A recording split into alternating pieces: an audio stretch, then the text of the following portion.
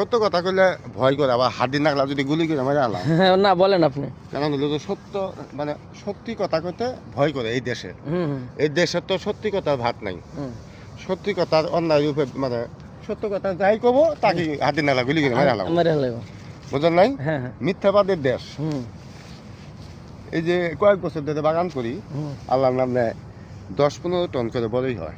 10-15 ton করে আলহামদুলিল্লাহ সুবহানাল্লাহ। বড়ই হয়, যাই হোক ওটা নিজের উদ্যোগেই হয়। হুম যেহেতু ওই দেশে বসবাস করি, দেশের ডা খাই, ইন্দিদি খাই, হ্যাঁ। কিন্তু এই দেশের কোনো অফিসারের দ্বারা পায় না, উপকার হয় না। উগার হয় না। এই যে আমরা যে কৃষি অফিসারের কৃষি। বেতন দিই হ্যাঁ, হাজার হাজার কোটি টাকা। হ্যাঁ হ্যাঁ, হ্যাঁ। তারা যে বেতন খায়, হ্যাঁ, তাদের আসলে মূল কাজটা কি?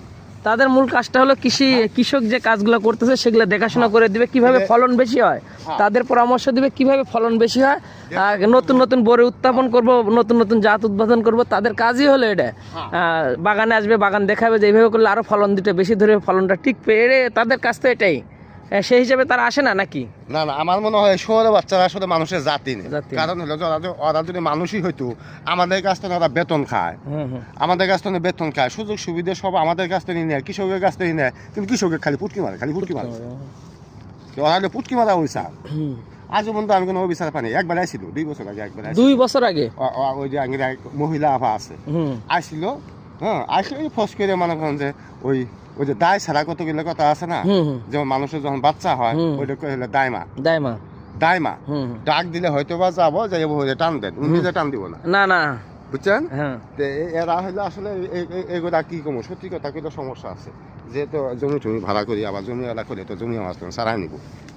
আচ্ছা ঠিক আছে, আসলে ভাই বলতেছে, ভাই মানুষ না, ভাই বলতেছে যে ভাই মানুষ নামে কলঙ্ক। এরা যদি মানুষই হইতো, যেহেতু কৃষকের জায়গা স্থলে বেতন খায়, তার কাজ করা লাগবে না? অবশ্যই করা লাগবে। তার কাজ এরা কোনো সময় করে না, আমি দেখি না, দেখি না।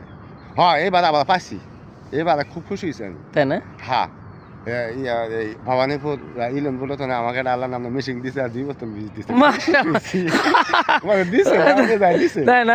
আমার কথা হলো যে ডাইনে যে দিছে, আসলে যদি ভিজিট করে, ভিজিট করে যদি জিনিসটা দিত, হ্যাঁ, আরো তৃপ্তি তৃপ্তি পাইতাম। পাইতেন, হ্যাঁ। না, লোকটা আসলে বাগান করে, বাগান করে, হ্যাঁ। কিন্তু আমি আরো দেখছি যারা বাগান না করে তাগরে বেশি ভাই। যারা বাগান না করে, সে বলতেছে তারা অনেক ক্ষেত্রে বাগান না করে বাসায় নিয়ে যা মেশিন ফালায় রাখছে, ফা পাইছে এটাই। কিন্তু আসলে ওই মেশিনটা কৃষকের পাইলে অবশ্যই কৃষক আরো বড় 2টা বেশি ফলাইতে পারতো। আপনারা আসলে অবশ্যই বড় এখন, হ্যাঁ আপনারা দেখেন না বড়গুলা কি ছোট ছোট হয়ে আছে, ঠিক না? এই বড় হয়তো কোনটা কি করলে ভালো হয় আপনারা বুঝাইতে পারতেন। এ ভাই এটাই বলতেছে যে আসলে আমি ওইরকম ভাবে কিছু সহযোগিতা